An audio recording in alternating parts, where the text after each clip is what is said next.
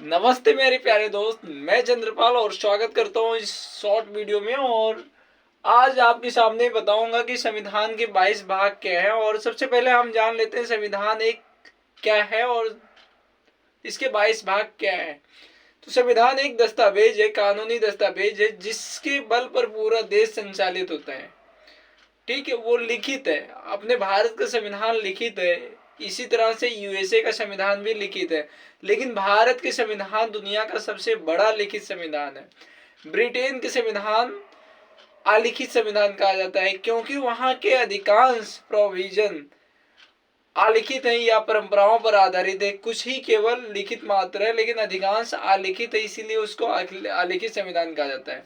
भारत का और अमेरिका का लिखित संविधान है, क्योंकि अधिकांश प्रोविजन लिखे हुए हैं, जिसमें से भारत का सबसे बड़ा लिखित संविधान भी माना जाता है दुनिया का।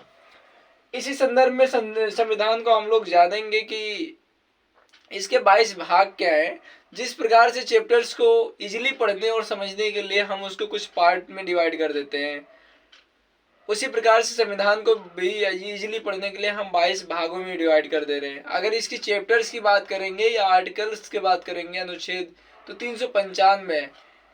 उसके अलावा भी है, तो उसमें नंबरिंग में अगर जाएंगे तो 395, नहीं तो फिर 460 के समथिंग में आर्टिकल्स टोटल हो चुके हैं। इसी प्रकार से 22 भाषा नंबरिंग में है, लेकिन 25 भाषाएं अभी वर्तमान में हो चुकी है। तो हम फटाक से देखते हैं कि 22 कौन कौन सी भाषाएं हैं। भाग पहला में है कि संघ और राज्य क्षेत्र। मैं यहाँ लिखूंगा नहीं, बट आपको रिवाइज करवाऊंगा बार बार। संघ और राज्य क्षेत्र यहाँ भाग पहले में है। इसके तहत आपको 4 आर्टिकल देखने को मिलेंगे, 1 से लेकर के 4 तक। और भाग 2 में है नागरिकता। भाग 2 में क्या है? नागरिकता। भाग मतलब आर्टिकल 5 से लेकर के आर्टिकल 11 तक का है। भाग 3 में है दोस्त फंडामेंटल राइट। भाग 3 में क्या है? फंडामेंटल। संघ और राज्य क्षेत्र, नागरिकता और फंडामेंटल राइट, ये 12 से 35 तक के में है। और डीपीएसपी भाग 4 में क्या है? डीपीएसपी, ये आर्टिकल, अगर हम आर्टिकल की बात करें तो ये 36 से चालू होकर के फिर 51 तक का जाता है। और भाग 4A में क्या है? फंडामेंटल ड्यूटीज के बारे में। पहले क्या हो गया? यहां तक तो सभी को पता होता है, संघ और राज्य क्षेत्र, नागरिकता और फंडामेंटल राइट, डीपीएसपी और फंडामेंटल ड्यूटीज। लेकिन भाग 5 से दिक्कत आता है। भाग 5 में है संघ सरकार के बारे में जिक्र है कि संघ सरकार कैसे चलेगी, कैसे संचालन होगा। भाग 6 में है राज्य सरकार के बारे में बात किया गया कि राज्य सरकार कैसे बनेंगे और कैसे उसका संचालन होगा। उसमें कुछ आर्टिकल्स दिए गए हैं, उन आर्टिकल्स में राज्य सरकार के बारे में और ज्यादा डेप्थ में बताया गया है। भाग 7 को दोस्त पहले इसमें संपत्ति का अधिकार था, परंतु अभी निष्कासित कर दिया गया है। भाग 8 की अगर बात करेंगे हम, तो भाग 8 में भाषाएं। अपने भारत में, भारतीय संविधान में 22 भाषाओं को जिक्र किया गया है, उसमें शामिल किया गया है। तो ये भाग 8 में बताया गया है।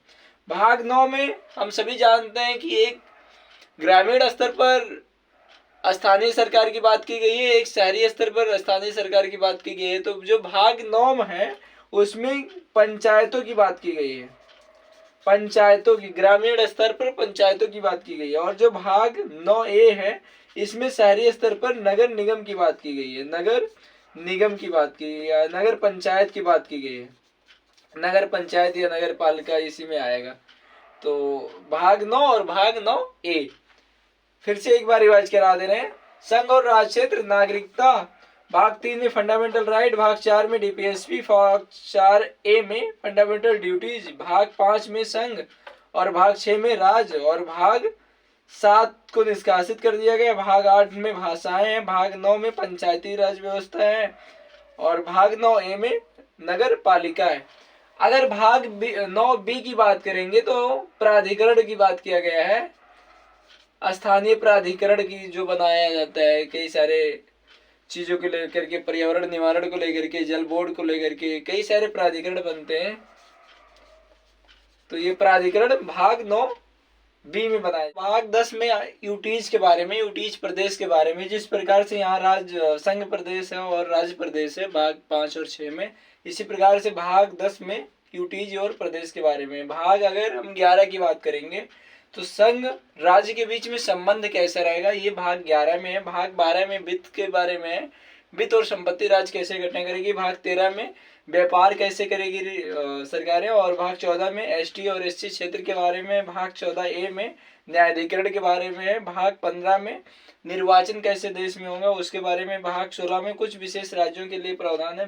भाग 17 में राजभाषा देश और राज्यों की भाषाएं कैसे होगी। भाग 18 में आपातकालीन उपबंध है। भाग 19 को निष्कासित कर दिया गया। भाग 20 को संशोधन है भाग 20 में, और भाग 21 में अस्थायी और संक्रमणकालीन कुछ प्रावधान है, और भाग 22 में इस प्रकार आपके 22 भाग कंप्लीट होते हैं। फिर मिलते हैं नई वीडियो में।